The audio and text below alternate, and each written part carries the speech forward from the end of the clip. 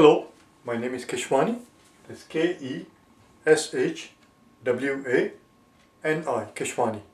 I have been solving GMAT data sufficiency problems out of this book here, GMAT Review, the official guide, 12th edition. If you do not own this book already, purchase one immediately. You're going to need it in order to follow my work. The problem that I'm about to solve is the one that you're going to find on page number 273. Data sufficiency problem number 8. Let's take a look at it.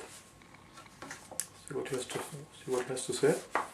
It says, since this is a data sufficiency problem, I just realized it. Our data sufficiency problem is cropped up on the screen. The very first thing we do is write down AD BCE. Get in the habit of doing that. AD BCE. Because the answer is going to be either out of this group or that group. It says citrus fruit grower receives $15 for each crate of oranges. Alright. He receives $15 for oranges. What letter should I use to designate oranges? I don't want to use O for oranges because that's going to be confusing with 0. O-R-A-N-G, there you go, O-R. So let's use R, second letter. He receives $15 for oranges. And he receives $18 for grapefruit.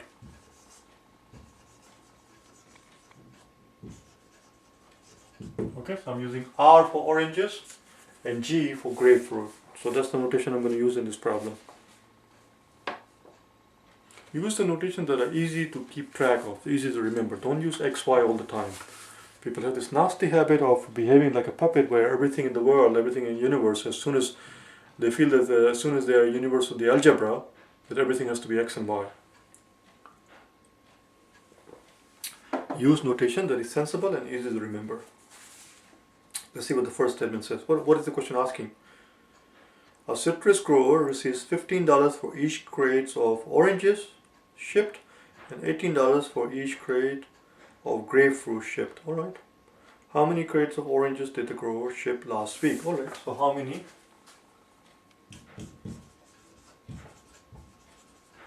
How many oranges, which is how many are? That's the question. How many are? Let's see what the first statement tells me. In the first statement they tell us that last week the number of crates of oranges that the grower shipped, crates of oranges that the grower shipped was, this means was, equal sign means was or is, was 20 more than, okay, 20 more than, so it's 20 more than something here and 20 more than that. Or if you like, you can write that something first and then put add 20 to it. Same thing. Let's read the whole thing. 20 more than twice the number of crates of grapefruit. Twice the number of crates of grapefruit shipped. Grapefruit is G. Twice the number of grapefruit shipped and 20 more than that. So number of R equals 2 times the grapefruit plus 20 more. That's what it says here. Twice the number of crates of grapefruit. Sorry. The last week the number of crates of oranges that the grower shipped was 20 more, hence the plus 20, 20 more than twice the number of crates of grapefruit shipped right here.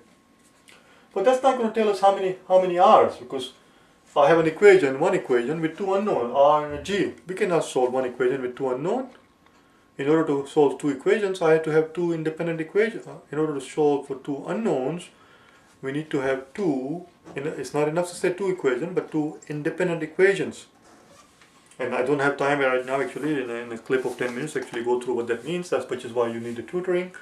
If you have some trouble with concepts like this is what you have to learn as to what is two independent equations, what do two independent equations mean. But one equation by itself is not going to do the job. It's like saying, if I come up to you and I tell you that A plus B equals 5, and then I ask you how much is A, well how the hell do you know? It could be anything. It could be 5, it could be It could be 1, 2, 3, it could be negative 1, it could be infinity, it could be half, it could be anything, it could be 0. You can't tell what A is because I have not told you anything at all about B. If I tell you something about B, now that helps. See, if I give you two equations, if I tell you that B is 7, and that's your first equation, A plus B is 5, then of course you can figure out what A is with the two equations together. But we do not have two equations here, we only have one equation. That statement by itself is of no use. It's not enough to answer this question, how many R's. That tells me that the answer cannot be A, nor can it be D. Answer has to be B, C, or E. It has to be out of this group. Let's look at second statement. Perhaps second statement will give us a second equation that we're looking for, and that will be very nice. Or who knows, perhaps the second statement by itself can do the job. Last week, the growers received a total of $38,700 from the crates of oranges and grapefruit. Oh, okay. Well, they make it a little bit more complicated because they tell us that he received a certain amount of money, not only for oranges but also grapefruit. Had it been only one item, that would have been very straightforward. If they had told us that he received $78,700 for oranges, we just divide the price of oranges with those $38,000 and figure out how many R's. That's all. But oranges and grapefruit. It makes it complicated, but not for us, and I'll tell you that in a second. So second equation, second statement tells us that last week he received a total of $38,700. So that tells us that the total revenue, I'm going to use the notation TR for total revenue.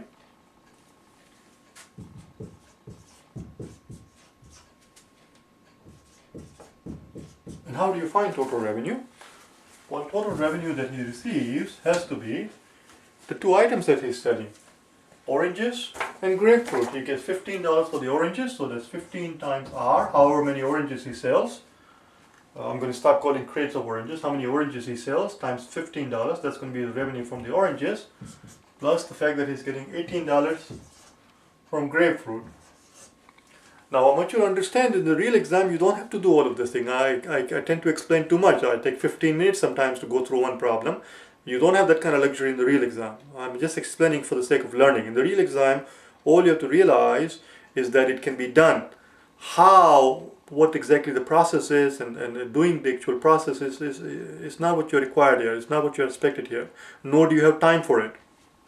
So that's your second equation. If you were to put them together, we can solve it. Because here, since we're looking for R, how many R, let's solve this equation for G, so we can put it in here for G. So this equation tells me, I'm going to put it right here, implies that G equals, subtract 20 from both sides, so I get R minus 20. And then that will give me 2 G's, divide this side by 2, and that's your G. It can be done. Putting the second statement by itself does not do the job. Second statement, knowing the total revenue, does not tell me anything. So the answer is not B. But if you put them together, it does do the job. It is enough. And I'll show you in a second why it's enough. Even though the real exam, you don't actually have to do it out. I'm not going to do it out also. I'm just going to set up the equation here. So your total revenue equals 15R plus 18G, which we know equals this much. R minus 20 over 2. There you go. And that equals 38,700. What you're going to end up having on your hand is some nasty looking quadratic equation. It can be done. It's not impossible. It's not actually that bad. So you multiply both sides by 2, then you open this this part here. Is it quadratic equation? It's not quadratic equation. It's a simple linear equation. Sorry, I take it back. It's actually a very simple linear equation. 15R plus 18R. It can be done very easily. You can figure out what R is. From this equation, we can figure out what R is. But where does this equation come from? This equation came from the information that was given us in the second statement, 38,700, which was this part, and the information that was given in the first statement, which established a relationship between R and G.